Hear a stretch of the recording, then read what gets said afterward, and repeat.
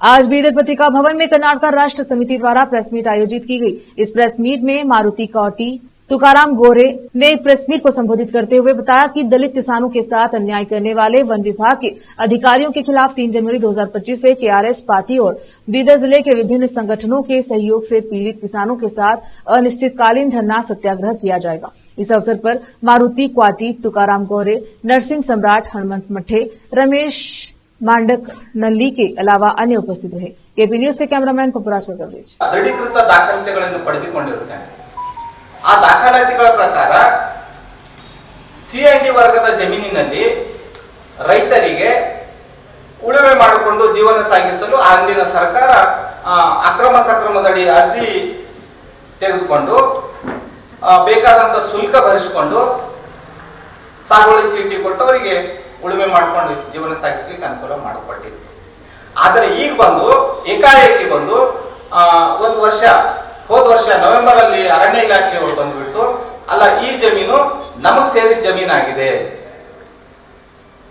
ಅಂದಾಗ ದಾಖಲಾತಿ ತೋರಿಸಂದಾಗ ಈ ದಾಖಲಾತಿಗಳನ್ನ ನನಗೆ ಕೊಡ್ತಾರ ಅವರು। RTI ಅಲ್ಲಿ ಕೇಳಿದಾಗ ಸಿಎಂಡಿ ವರ್ಗದ ಜಮೀನಿನಲ್ಲಿ ನಿಮ್ ಜಮೀನು ಬರುತ್ತೆ, ಹಾಗಾಗಿ ನಮ್ಮ ಅರಣ್ಯ ಇಲಾಖೆಗೆ ಸೇರಿರ್ತಕ್ಕಂಥ ಈ ಜಮೀನು ನಾವು ತೆಗೆದುಕೊಳ್ಬೇಕಾಗ್ತದೆ ಅಂತ ಹೇಳಿ ಅನುಭವ ಕಡಿಮೆ ಇರತಕ್ಕಂತಹ ಒಬ್ಬ ಬೀದರ್ ತಾಲೂಕಿನ ಸಹಾಯಕ ಆಯುಕ್ತ ಲವಿಶ್ ಓಡೆ ಅಂತಕ್ಕಂಥ AC ಅವರು ನಮ್ಮ ಜೊತೆ ಯಾವುದೇ ರೀತಿ ಇದು ಮಾಡಲಾರದೆ ಪಾಣಿಗಳನ್ನ ಬೀದರ್ ಜಿಲ್ಲೆಯಲ್ಲಿ ರದ್ದು ಮಾಡಿರ್ತಾರೆ। ಮಾಧ್ಯಮ ಮಿತ್ರರಿಗೆ ನಮಸ್ಕಾರಗಳು। ನನ್ನ ಹೆಸರು ಮಾರುತಿ ಬಿ ಕಂಟಿ ಅಂತ ಹೇಳಿ ಇವತ್ತಿನ ಈ ಒಂದು ಪತ್ರಿಕಾಗೋಷ್ಠಿ ಕರೆಯುವ ಕಾರಣ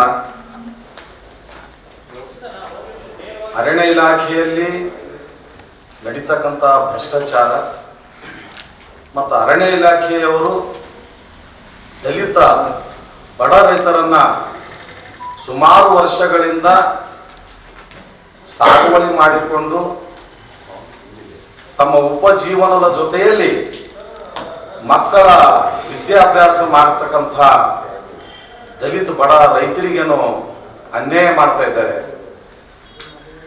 ಕಾನೂನು ಬಾಹಿರವಾಗಿ ಯಾವುದೇ ಆದೇಶ ಇರಲಾರದೆ ಅವರ ಸಾಗುವಳಿ ಮಾಡತಕ್ಕಂಥ ಭೂಮಿಯನ್ನು ಇದು ನಮ್ಮ ಅರಣ್ಯ ಇಲಾಖೆಗೆ ಸಂಬಂಧಪಟ್ಟಂತ ಭೂಮಿ ಇದು ಅಂತ ಹೇಳಿ ನೇರವಾಗಿ ಅವ್ರೇನಪ್ಪ ಅಂತಂದ್ರ ಯಾವುದೇ ವಿಷಯ ಚರ್ಚೆ ಮಾಡಲಾರ್ದೇ ಆ ಜಮೀನು ಏನಪ್ಪ ಅಂದ್ರೆ ಅರಣ್ಯ ಇಲಾಖೆ ಅಂತಕ್ಕಂಥದ್ದು ಪಾಣಿಯಲ್ಲಿ ಏನಪ್ಪ ಅಂದ್ರೆ ಸೇರ್ಪಡೆ ಮಾಡ್ತಾ ಇದ್ದಾರೆ। ಅದರ ವಿರುದ್ಧವಾಗಿ ನಾವು ಸಾಕಷ್ಟು ಈಗ ಸುಮಾರು 1 ವರ್ಷದಿಂದ